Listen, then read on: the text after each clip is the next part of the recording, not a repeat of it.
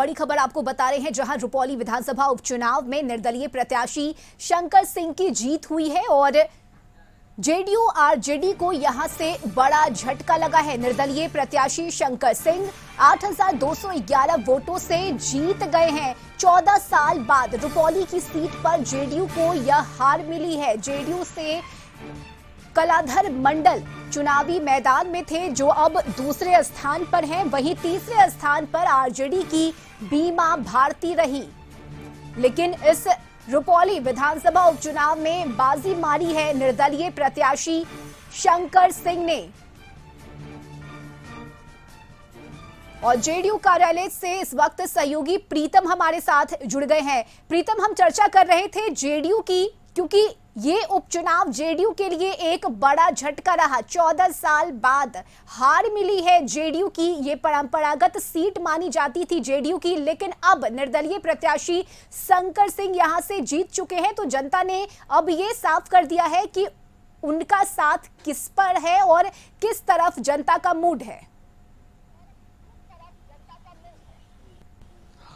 जी बिल्कुल, आपने सही कहा। ये जदयू के लिए बहुत बड़ा झटका है। और पहले जदयू के हाथों से पूर्णिया सीट चली गई, पूर्णिया लोकसभा सीट चली गई, और अब जो है जदयू की जो है वो संख्या भी विधानसभा में कम हो जाएगी। और उसकी एक जो सिटिंग सीट है वहां से जदयू को हाथ धोना पड़ा है। दरअसल ये दिखाता है कि जो पार्टी की जो तैयारी है वो कितनी कमजोर है, पार्टी संगठन के स्तर पर कितनी कमजोर है। पार्टी जब भाजपा के साथ लड़ती है, भाजपा के बलबूते चुनाव लड़ती है, तो पार्टी का प्रदर्शन बिहार में बढ़िया होता है। 12 लोकसभा सीटें उसने जीती है। लेकिन जदयू के बारे में जो कहा जाता है कि ये पार्टी संगठन के स्तर पे कमजोर है, वो कमजोरी सामने उभर कर सामने आई है। वरना उपचुनाव में कोई सत्तारूढ़ पार्टी चुनाव नहीं हारती है। आप पश्चिम बंगाल देखिए, पश्चिम बंगाल में टीएमसी सभी सीटों पर चुनाव जीत रही है जहां जहां उपचुनाव हो रहे हैं। हिमाचल प्रदेश में कांग्रेस सीटें जीत रही है, लेकिन बिहार में जदयू सीट हार चुकी है। रुपौली उसके हाथ से निकल चुका है। रुपौली में जो सामाजिक समीकरण है वो जदयू के हिसाब से काफी मुफीद माने जाते हैं। वहां का जो वोटर्स है, एक बड़ा हिस्सा जो है वो जदयू के लिए वोट करता आया है। लेकिन चूंकि बीमा भारती बाहर आ गई, वो उन्होंने आरजेडी से चुनाव लड़ा, तो कह सकते हैं कि बीमा भारती के बाहर आने से जदयू को, बीमा भारती को अपना नुकसान तो हुआ ही है, साथ ही साथ नुकसान जदयू को हुआ है।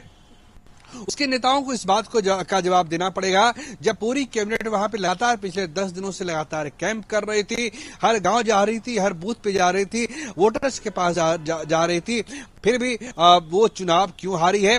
और ये देखा गया है कि जैसे बिहार में कुछ साल पहले बोचहा में भी विधानसभा के उपचुनाव हुए थे, वहां से तब भारतीय जनता पार्टी चुनाव हार गई थी। तो इस तरह की जो बातें सामने आ रही है, क्यों जदयू चुनाव हार रही है, ये केवल जदयू की इस खुशफहमी में नहीं होना चाहिए कि उसने 12 से लोकसभा सीटें जीती है।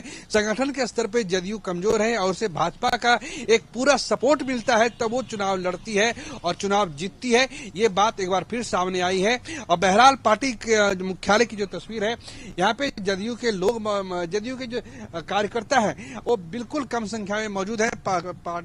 जो बड़ी बड़ी गाड़ियां जरूर लगी हुई है, लेकिन मीडिया कर्मी है, कार्यकर्ता है, लोगों के रिएक्शन के लिए पहुंचे कि आखिर प्रवक्ता क्या कहते हैं।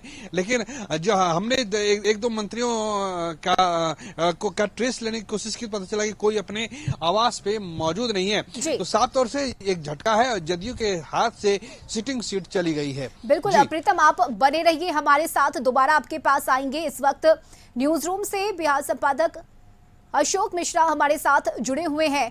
अशोक जी, ये चुनाव बड़ा ही दिलचस्प रहा। उपचुनाव में शंकर सिंह ने निर्दलीय चुनाव लड़ने का फैसला लिया और ये फैसला बिल्कुल सही साबित हुआ। जनता ने शंकर सिंह को ही यहां से जिताया है, जीत का सेहरा पहनाया है और अब असली लड़ाई शुरू होगी। रश्मि, जो ये रुपौली और धमदाहा क्षेत्र था, ये बाहुबलियों के बीच में बंदूकों की टकराहट होती थी और ये इलाका पूरी तरह से शाम होते ही बंदूक यहाँ पे, शाम क्या कहिए, दिन दहाड़े यहाँ पे बंदूकें गरजती थी। और हमने पहले भी कहा है कि फैजान गिरोह के सर्वे सर्वा हुआ करते थे अवधेश मंडल, यानी कि जो बीमा भारती के पति हैं, और लिबरेशन आर्मी के सर्वे सर्वा हुआ करते थे शंकर सिंह। और उस समय इन इलाकों में बंदूकें गरजती थी और इन अपराधियों का ही बोलबाला था। धमदाहा में लेसी सिंह की पति बूटन सिंह थे और उनकी भी हत्या, बाहुबली थे बूटन सिंह, और उनकी भी हत्या 2000 में पूर्णिया कोर्ट परिसर में गोली मारकर दिन दहाड़े कर दी गई थी। तो वो इलाका पूरी तरह से अपराधियों के कब्जे में था, बाहुबलियों के कब्जे में था, और वहाँ बंदूक से ही फैसला होता था। यही वजह रही कि बंदूक के मामले में बीमा भारती मजबूत रही, अवधेश मंडल मजबूत रहे, और यही वजह रही कि 2000 से लेकर के 2024 तक एक तरह से कहिए कि बीमा भारती का एक छत्र राज रहा। हालांकि लेसी सिंह की तो बीच में हार भी हुई धमदाहा में, और वहां दिलीप यादव भी जीते, लेकिन सबसे बड़ा सवाल यह था कि बाहुबलियों का उस इलाके में दबदबा था। लगभग 2.5 दशक के बाद शंकर सिंह की फिर वापसी हुई है, और वह भी निर्दलीय प्रत्याशी के रूप में। निर्दलीय प्रत्याशी के रूप में ही बीमा भारती ने पहला चुनाव जीता था 2000 में, और उसके बाद वो आरजेडी में से 2005 में चुनाव जीती थी और 2010 में वो जदयू में आई थी। लेकिन शंकर सिंह पहली दफा लोजपा से जीते थे, और जिसमें लोजपा के लगभग 39 विधायक थे और रामविलास पासवान के जिम्मे में विधानसभा की चाबी थी। लेकिन उस समय सरकार नहीं बन पाई लोजपा की। नीतीश 13 दिनों के लिए मुख्यमंत्री बने, और उसके बाद वो बहुमत सिद्ध नहीं कर पाए, और शंकर सिंह का कार्यकाल 13 दिनों का ही रहा विधानसभा में। उसके बाद 2005 के नवंबर में चुनाव हुआ, और फिर बीमा भारती ही चुनाव जीती। लेकिन इसके बावजूद भी लोजपा में शंकर सिंह बने रहे। इस बार का जो विधानसभा उपचुनाव की जब घोषणा हुई, तो शंकर सिंह ने लोजपा रामविलास को बाय बाय कर दिया, और उन्होंने निर्दलीय चुनाव लड़ने का ऐलान किया। और सबसे बड़ी बात है कि शंकर सिंह के साथ कोई बड़े नेता नहीं थे, संसाधन नहीं था। लेकिन कहा जाता है कि जब जनता आगे होती है तो नेता पीछे हो जाते हैं, उम्मीदवार पीछे हो जाता है। और यही वजह है कि संसाधन के मामले में एनडीए और इंडिया गठबंधन यानी कि जदयू और आरजेडी के सामने शंकर सिंह कहीं नहीं थे। लेकिन फिर भी शंकर सिंह की जीत जो है सो इसे ऐतिहासिक जीत कही जा सकती है, और यहाँ पे फिर टकराहट शुरू होगी, इसे कोई नकार नहीं सकता है। हालांकि नीतीश का राज है, इसलिए ये हो सकता है कि अपराधियों के मनोबल साथ में आसमान पर ना हो, लेकिन फिर भी बंदूकें गरजेगी। और एक तरह से कहिए कि ये उपचुनाव बाहुबलियों के बीच टकराहट था। भले ही शंकर सिंह चुनाव लड़ रहे थे और उधर बीमा भारती लड़ रही थी, लेकिन कहीं न कहीं अवधेश मंडल का पूरा बीमा भारती के चुनाव में हाथ था, जो उनके पति हैं, और शंकर सिंह की कमान उनके पत्नी, जो वहाँ से जिला परिषद की सदस्य भी रह चुकी है और उपाध्यक्ष भी रह चुकी है, तो वो भी वहाँ पे चुनाव कमान संभाले हुई थी। यानी कि बीमा भारती और शंकर सिंह की पत्नी 2 महिलाएं चुनाव कमान संभाले हुई थी, और बीमा भारती तो तीसरे स्थान पर रही है। उन्हें केवल 30,000 के करीब वोट आया है। हाँ, टक्कर जदयू के उम्मीदवार के साथ हुई है, और लगभग 8,200 वोटों से शंकर सिंह जीते हैं। लेकिन इतना जरूर कह सकते हैं कि ये चुनाव परिणाम ने बिहार की राजनीति में बहुत बड़ा उलटफेर कर दिया है। और खास करके बिहार विधानमंडल का जब मानसून सत्र 22 जुलाई से शुरू होने वाला है, तो उस समय उसकी तस्वीर दूसरी होगी कि बड़े बड़े दल, बड़े बड़े नेताओं को हरा करके जब शंकर सिंह पहुंचेंगे विधानसभा, तो उस समय का नजारा कुछ दूसरा दिखेगा। जी बिल्कुल अशोक जी, आप बने रहिए हमारे साथ। पूर्णिया ब्यूरो चीफ प्रफुल्ल झा भी हमारे साथ जुड़े हुए हैं। प्रफुल्ल, अब शंकर सिंह जीत चुके हैं, तो क्या ऐसे में अब जश्न की तैयारी भी वहां चल रही है?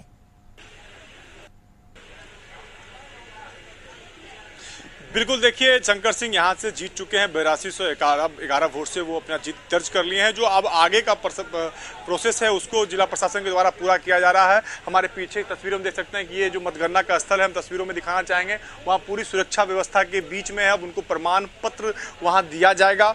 जो जश्न की तैयारी है, उनके कार्यकर्ता जो हैं वो आ चुके हैं। वहाँ गेट के मुख्य द्वार के पास में वहाँ रंग गुलाल अबीर अब जो है वो लेके पहुंचे हैं। अब जैसे ही शंकर सिंह प्रमाण पत्र लेके निकलते हैं यहाँ से, मतगणना स्थल से बाहर निकलते हैं, तो इसके बाद जश्न की पूरी तैयारी की जाएगी। लेकिन शंकर सिंह ने एक इतिहास रचा है। 25 वर्षों से, लगभग संपादक सर का कहना था कि 2.5 दशक से जो शंकर सिंह मेहनत कर रहे थे, उसका अब जो है जनता ने मुहर लगाया है, जनता ने जिताया है उनको।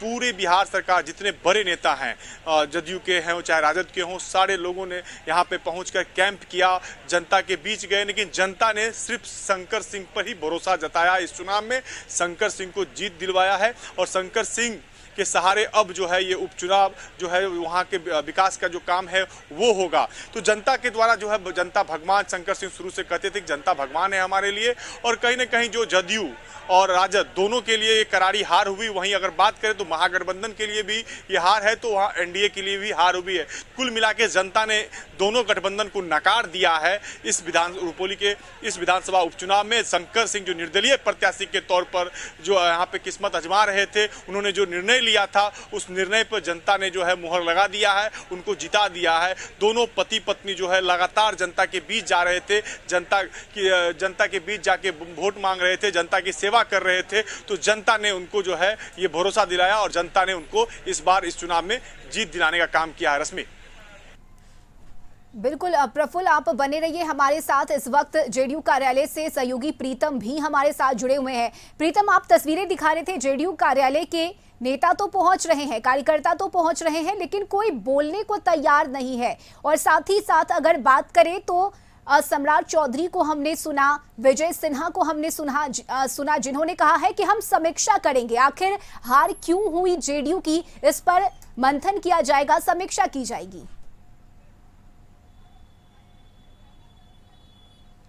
जी बिल्कुल रश्मि, हम इस वक्त पार्टी प्रवक्ता कक्ष के ठीक बाहर खड़े हैं जी। और ये देखिए प्रवक्ता कक्ष लिखा हुआ है। आइतवार का दिन है। बांट दिया गया था कि आज पार्टी प्रवक्ता कक्ष में कौन कौन नहीं है। इसमें शेख झा का नाम है और मंजीत कुमार सिंह का नाम है। ये जदयू प्रवक्ता कक्ष है जिसके अंदर पार्टी के प्रवक्ता वगैरह बैठते हैं। लेकिन ये देखिए यहाँ पे एक गेट लगा दिया गया है, किसी के पास सवालों का जवाब देने के लिए नहीं है। ये गेट लगा दिया गया है, किसी के पास सवालों का जवाब देने के लिए नहीं है कि आखिर जदयू की हार क्यों हुई है। वो भी ये हार तब हुई है जबकि ये सबसे सुरक्षित सीट में जदयू की एक कैटेगरी की सीट जाती है। और उपचुनाव पार्टी प्रचार के लिए वहां पे गई थी, लेकिन मंत्री की बात तो छोड़ दीजिए, प्रवक्ता भी जदयू में मौजूद नहीं है। और इस बात को दिखाता है कि जदयू को एक झटका लगा है। जदयू ने नहीं सोचा था कि उसको यहाँ पे हार मिलेगी, लेकिन हार मिली है। और 8,500 मतों के अंतर से हारना, इसका अंतर यह कि एक ठीक ठाक मतों के अंतर से शंकर सिंह ने चुनाव जीता है। अब शंकर सिंह को डिसाइड करना है कि वो इंडिया गठबंधन के साथ रहेंगे या एनडीए गठबंधन के साथ रहेंगे या फिर निर्दलीय 2025 में वहां का चुनाव लड़ेंगे। लेकिन इतना तय है कि जनता ने एनडीए गठबंधन हो या इंडिया गठबंधन दोनों को नकार दिया है। लेकिन झटका जदयू के लिए ज्यादा है। वैसे भी उसकी सीटें काफी यहाँ कम है और जो उसके बारे में पार्टी जो है सत्ता में है, 3 नंबर की पार्टी जो है सत्ता में है, 2 नंबर की पार्टी सत्ता में, तो ये अब उसको और सुनने को मिलेगा। जी चलिए, बिल्कुल प्रीतम, आप बने रहिए हमारे साथ। बिहार संपादक अशोक मिश्रा भी जुड़े हुए हैं, साथ ही पूर्णिया से ब्यूरो चीफ प्रफुल्ल झा भी जुड़े हुए हैं। आप तीनों ही बने रहिए हमारे साथ, आगे भी आपसे अपडेट लेंगे, बातचीत करेंगे। ये बड़ी खबर फिलहाल अपने दर्शकों को बता दें, जहां रुपौली विधानसभा उपचुनाव में जनता ने भरोसा जताया है निर्दलीय प्रत्याशी शंकर सिंह पर। शंकर सिंह की रुपौली विधानसभा उपचुनाव में बड़ी जीत हुई है, ऐतिहासिक जीत हुई है और जेडीयू आरजेडी के लिए ये एक बड़ा झटका है। जेडीयू के कलाधर मंडल दूसरे नंबर पर रहे, वहीं आरजेडी की बीमा भारती तीसरे नंबर पर रही और शंकर सिंह ने यहां से बड़ी जीत हासिल की है।